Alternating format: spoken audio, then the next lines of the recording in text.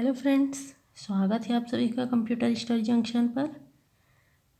आज हम देखने वाले हैं रैम क्या होता है और रोम क्या होता है।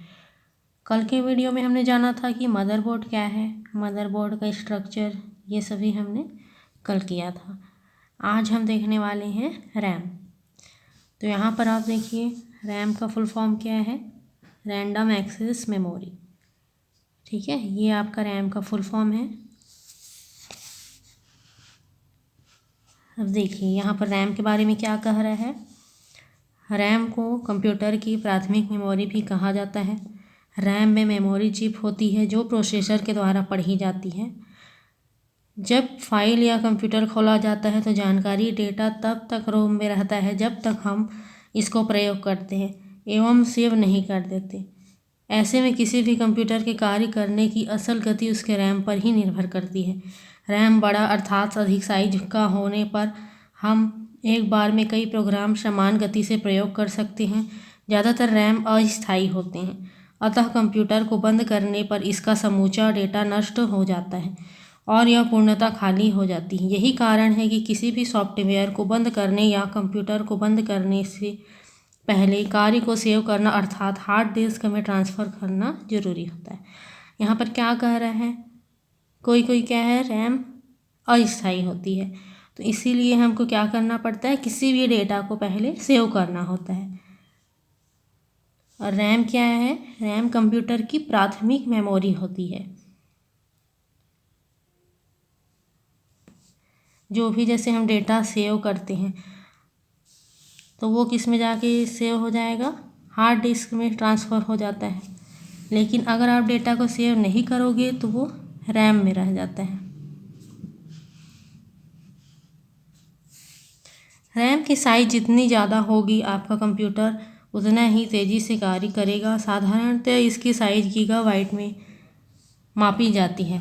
घरेलू कंप्यूटर में साधारणतः 1 GB 4 GB तक रैम लगे होते हैं। तो इसमें क्या कह रहा है, घरेलू कंप्यूटर में ज़्यादातर 1 GB से 4 GB तक रैम लगे होते हैं। इसके बाद हम जानते हैं रैम के प्रकार। इसके दो प्रकार होते हैं, S RAM stands for static RAM. Example of S RAM is cached memory. D RAM stand for dynamic RAM. Example for RAM is DDR1, DDR2, DDR3 and DDR4। तो ये था हमारा रैम। अब इसके बाद हम जानते हैं रोम क्या है। रोम इसका फुल फॉर्म क्या है, रीड ओनली मेमोरी।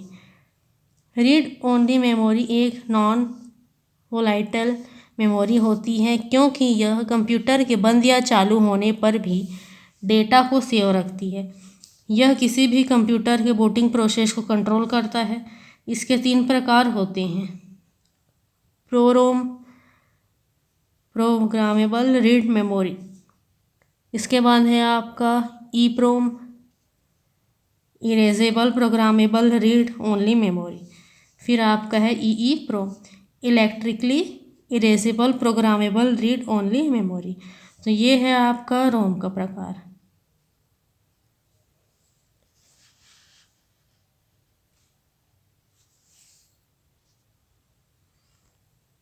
फिर इसके बाद हम देखते हैं hard disk drive. Hard disk drive क्या होता है, तो यहाँ पर आप देखिए hard disk drive permanent memory होती है। इसमें डेटा को सुरक्षित रखने के साथ साथ ऑपरेटिंग सिस्टम को भी सुरक्षित रखा जाता है। There are 4 types, PATA parallel advance technology attachments, SATA serial advance technology attachments, SCSI scuzzy hard disk, SSD solid state drive. Hard disk है ना, ये क्या होती है, परमानेंट मेमोरी होती है और इसके 4 टाइप्स होते हैं। इसमें केबल भी लगे होते हैं, पाटा केबल, साटा केबल। यहाँ चित्र के माध्यम से आपको दिखाया गया है, आप देख सकते हैं। ये आपका पाटा केबल है और ये साटा केबल है। तो आज का वीडियो यहीं तक था। अगर आपको वीडियो पसंद आया हो तो लाइक, सब्सक्राइब, शेयर ज़रूर करें। धन्यवाद।